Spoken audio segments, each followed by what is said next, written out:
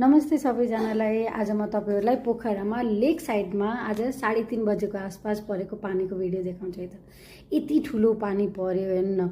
यहाँ पोखरामा चाहिँ पोखराको नानी र पोखराको पानीको चाहिँ भरुन्न भन्छन्, तर नानीको त भन्न भएन, पानीको चाहिँ भरुन्न। कतिखेर पर्छ भने साध्यै हुन्न। अनि हामी बुढाबुढी फेरि त्यही पानीमा पनि यसो इन्जोय गरिराखेका।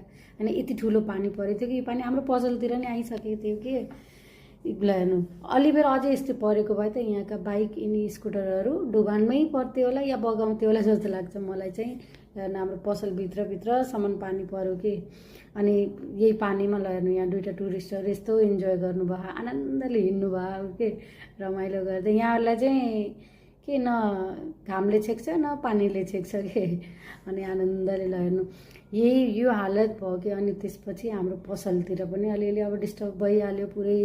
अब बुढाबुढीले मिलेर फेरि सरसफाइ गर्यो। अनि उतिखेर के सरसफाइ गर्न नपाउँदै घाम लगाइहाल्यो कि। ल बाई बाई।